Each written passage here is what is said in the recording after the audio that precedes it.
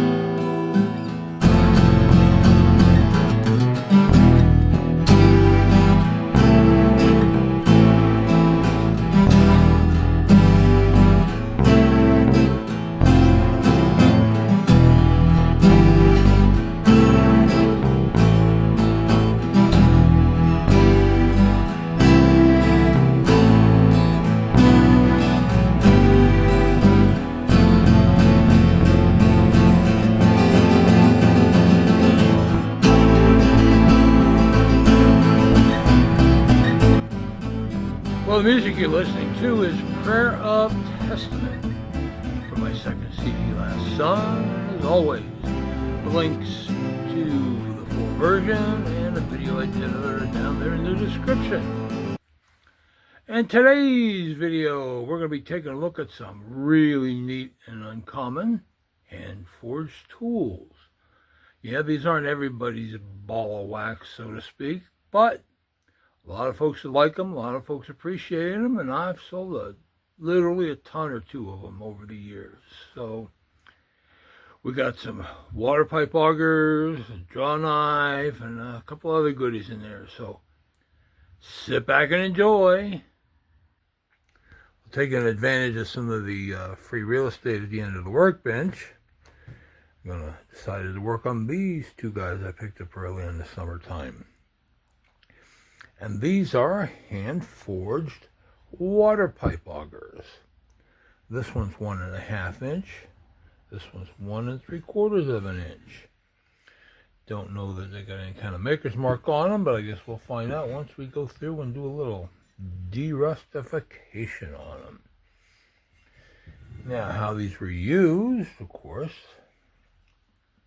you know, they had a long handle that they were pinned onto.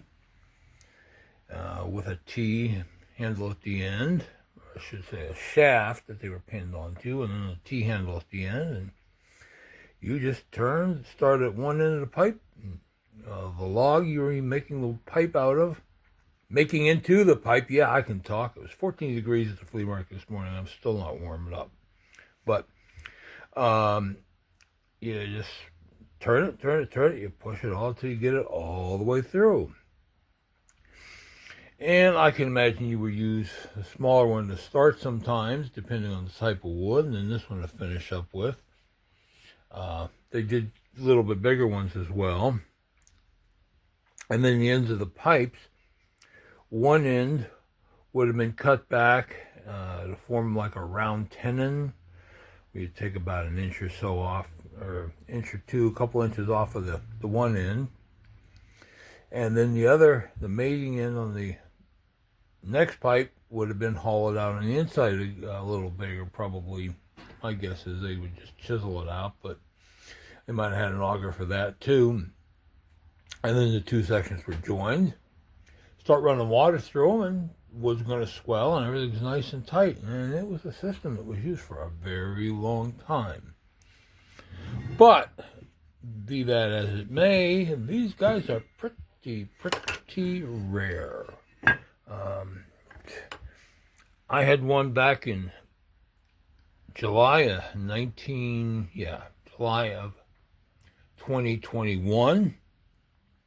Here's a few pictures of it. Similar in style, but it was a lot nicer. I paid a pretty good penny for it, and it took me a while to sell it, but be that as it may, probably going to take me forever to sell these guys too, but who knows? If I keel over dead, at least you have some neat stuff to look at when I have the auction. Anyways, time to break out the sandpaper, hit these guys, and then see what's what with them. So, stay tuned. Well, I've sold a lot of hand-forged axes over the years. Small ones, the big ones. But one of the lesser common ones you find are the splitting mauls, like this one. And you can notice how heavy the body is. Definitely was hand forged. There we go. And plus made his mark. And this was in good shape. Somebody did take off some mushrooming at the end there. Did a real nice job of it. And not a great job of fitting a handle on it, but it's on there. So these are also called kindling axes.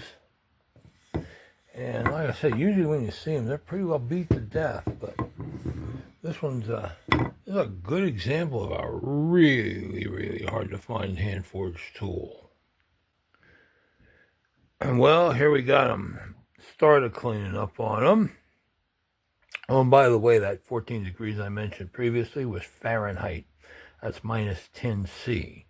And yes, I did not get anything. There were about 8 guys set up, but well, what are you going to do, right? Anyways, I hit both of them with some 100 grit paper to loosen the crusty up. And use my brass brush. If you've watched my other videos, I have a big fuzzy brush. Unfortunately, it's over there. I'll drag it over here for when I do the next segment if you want to see it. Which is why they kind of have that funny color to them. But anyways, now it's time to take them back and hit them with the wheel. And of course, I can hear the patina police already. But they're also the same guys that, you know, they'll say, well, yeah, original patina, but, you know, they're pretty rusty, and I want to give you half of what you're asking for them. So, it's one of those things you just can't win, and I prefer to at least have my tools to the point where you can see what you're buying. So, off to round 2.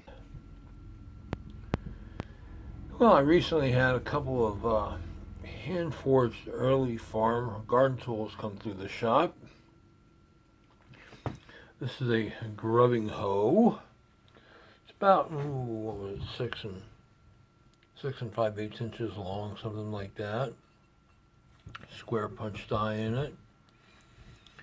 And I won't say it's a common form, but I do see these from time to time. And maybe one a year, probably less than that.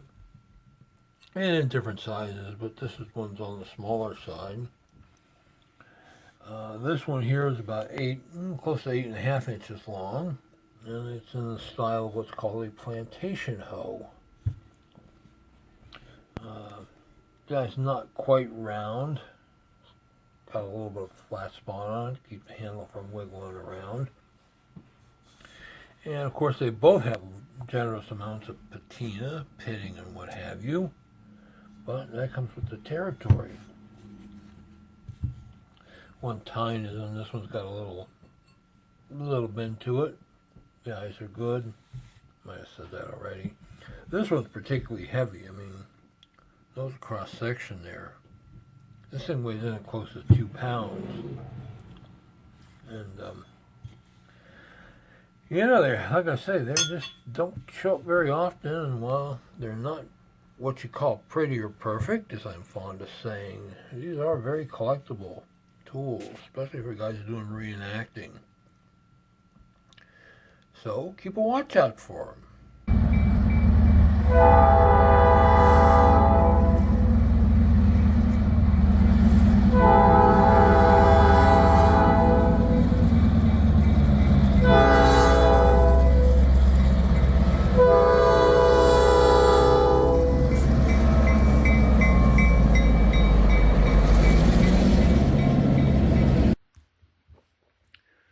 Okay, and here we are back from the wheel.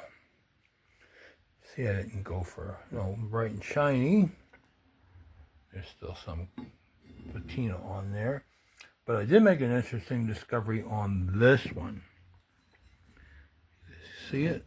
There. This was hand forged from an old file. I wish I had some of the tools I've had over the years that were made from files. I got pictures of some of them. Maybe I'll do a video on that one of these days. Not that anybody would be interested. But there was a time when I could have easily gotten $100 for this, just based on what it is. Okay, there were a few people that were collecting tools made from files, and you know, the more unique an item it was, you know, yeah, there's lots of draw knives and chisels and stuff you see day to day, but something like this, not too often. I didn't really see any teeth marks on this guy. I looked close, but nothing showed up. I mean, it could have been, but, you know, possibly this was made earlier, so. But, we'll give you a quick look at the backs here. And that one, this one's actually a little better shape than this one, but what are you going to do, right? So, I'm going to go over, hit them with the wax, and then we're going to finish up this little segment. Well, while I was hunting around for some other items added to this video, I saw this guy sitting on a pile, and I gave it a perfunctory cleaning. I have not finished with it yet, but while I was cleaning it, I discovered this too was made from a file. As I said, draw knives are probably one of the more common items you see made from files, but they're certainly not common like your mass-produced, your Weatherby's, your Swans, your Pexos, PSNWs, all that other good stuff out there. But guys needed them, and they made them. And you can see the tooth pattern there, tooth pattern there. And this is going to take a bit more work. Like I said, I just gave it a quick sand and a quick scrubbing on the wheel to get some of the crud off, and some tooth pattern there. Well, the handles have checks, but they're, I saw them look to be original. That's something that usually took a beating on these user crafted ones. Yeah, there's some paint. I'll get rid of that when I get around to finishing up. But I'll tell you, it's a nice tool, and that puppy is sharp. Oh, by the way, word to the wise: if you're ever cleaning one of these guys, sand this way. Don't sand that way. Been there, done that. Got the band-aids. So, anyways, a little more work. This guy's going to be a good hand-forged collectible tool. Well, here we have a really nice example, and a somewhat uncommon one, of a blacksmith, hand-forged. Now, I call them twister bars for making, twist designs on stocks, but they'll also be used as tap holders. My guess is with the variety of sizes of holes, it could have kind of went either way. And this guy's a pretty good size. It's 19 inches long, weighs close to 2 pounds. And very, very stoutly made, as you can see. The holes, of course, were punched.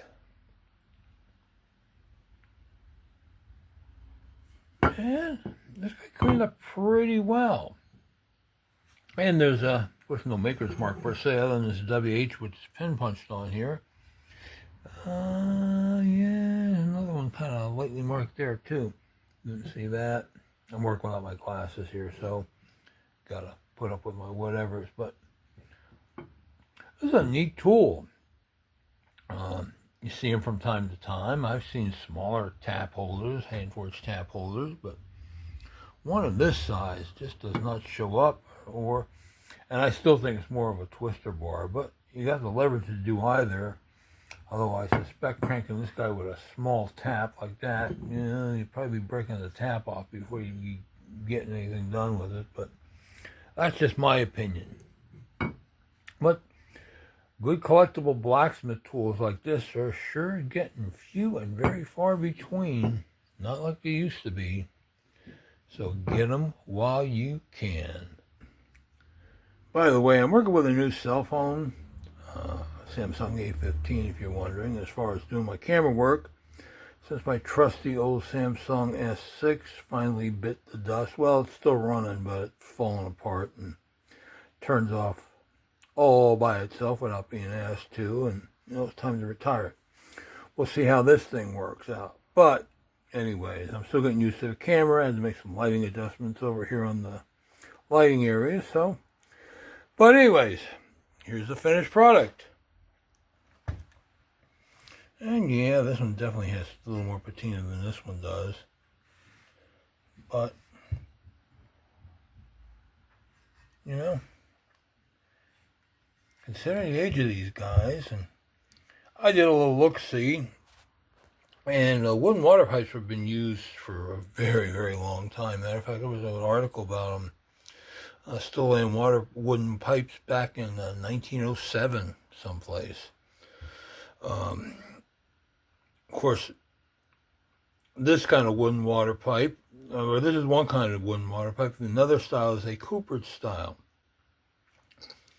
As you see in the pictures here, these are part of the spillway system for the up at Jones Falls along the Rideau Canal. It was built 1830s, 1840s, and still working today. I haven't been up there in a while, but the pictures are kind of low res. But what are you going to do? But that's a subject for a whole another day. But anyways, these are still very, very hard to find in good collectible tools. And got an interest in early American trades, definitely are a must-have. And that's all for this one, folks. Hope you learned something today. Hope you enjoyed my little presentation. And as always, if you like what you're seeing, please hit that subscribe button to be notified when new videos are posted. Thanks for watching, and bye.